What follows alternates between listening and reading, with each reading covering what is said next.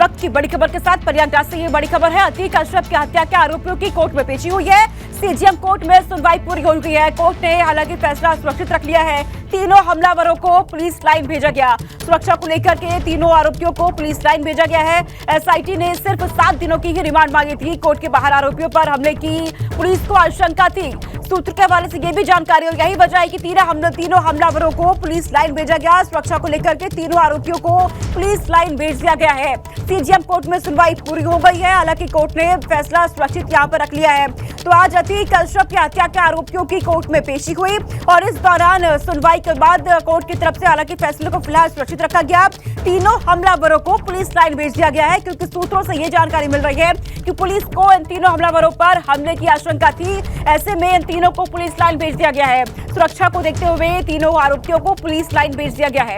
SIT ने सिर्फ 7 दिनों की ही रिमांड मांगी थी। कोर्ट के बाहर आरोपियों पर हमले की पुलिस को आशंका थी।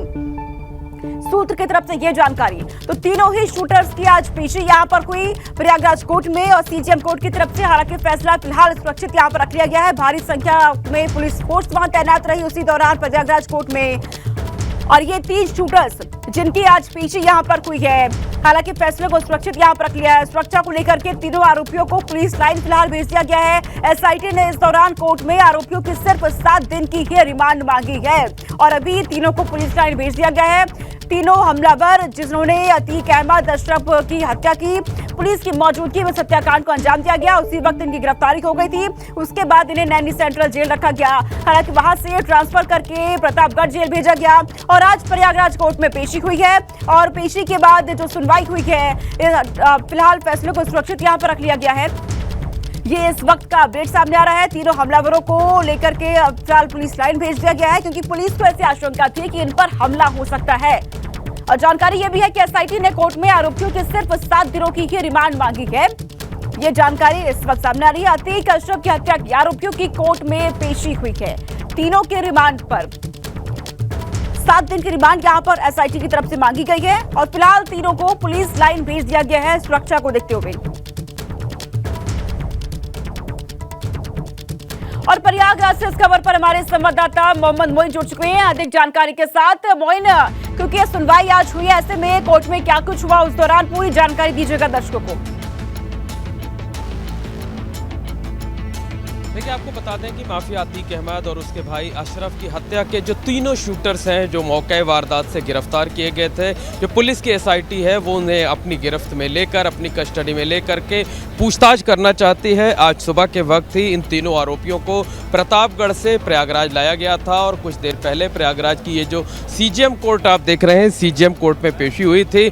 चेहरे पर नकाब ढक करके इन तीनों को लाया गया था और इस दौरान जो पूरा प्रयागराज कोर्ट था वो एकदम से छावनी में तब्दील था। पुलिस और पीएससी के साथ साथ जो सेंट्रल फोर्स है, रैपिड एक्शन फोर्स, उसकी भी तैनाती की गई थी। और कोर्ट रूम में जिस वक्त सुनवाई चल रही थी उस वक्त इस केस से जुड़े हुए वकीलों के अलावा किसी दूसरे को भी एंट्री नहीं दी जा रही थी। दूसरे मुकदमों से जुड़े हुए वकीलों की भी एंट्री नहीं थी।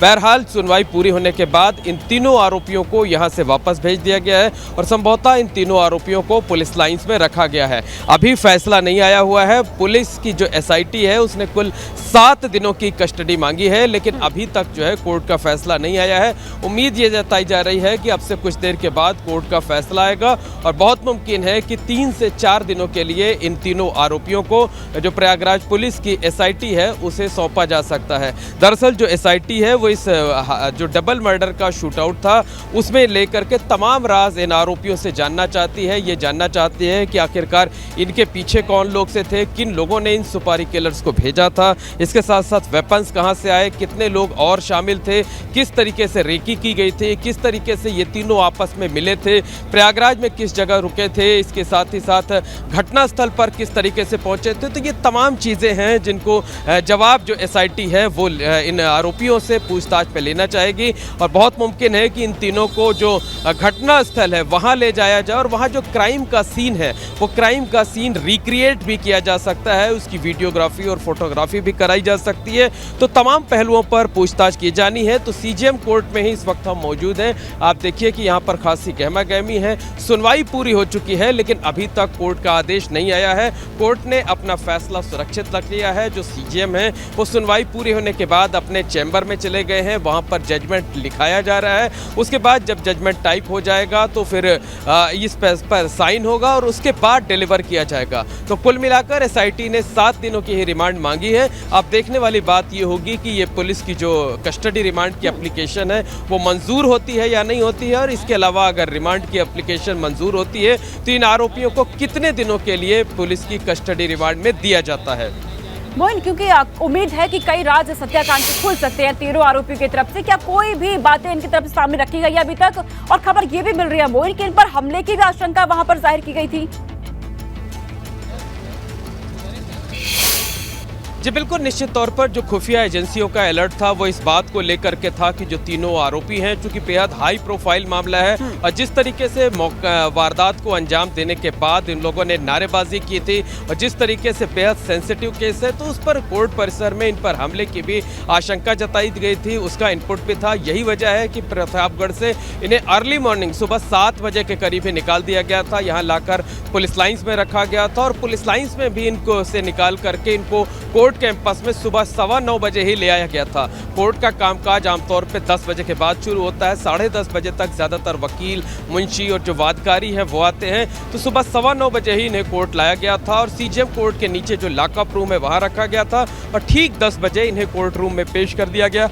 वहाँ जो सीजीएम है उन्होंने इन आरोपियों का पक्ष जानना चाहा, इनके बयान लिए और उसके बाद इन्हें वापस भेज दिया गया है। सुरक्षा के मद्देनजर है, तो सुरक्षा के मद्देनजर सुनवाई पूरी होने के बाद इन्हें वापस भेज दिया गया है। लेकिन अभी तक जो है इस मामले में फैसला नहीं आया है और फैसला जब आएगा तब ये साफ होगा कि जो पुलिस की कस्टडी रिमांड की अर्जी है वो मंजूर हुई है या नहीं हुई है। और जिस तरीके से 7 दिनों की पीसीआर मांगी गई यानी पुलिस कस्टडी रिमांड मांगी गई है, तो कोर्ट कितने दिनों के लिए मंजूरी देती है, कितने दिनों के लिए इन आरोपियों को, इन हमलावरों को पुलिस की कस्टडी में देती है ताकि वो पूछताछ कर सके, इनका बयान दर्ज कर सके और कत्ल से जुड़े हुए जो राज हैं वो सामने आ सके। बिल्कुल मोइन, अब इंतजार इस फैसले का है। बहुत शुक्रिया मोइन तमाम जानकारी हम तक पहुंचाने के लिए। आप इस खबर पर नजर बना के रखिए।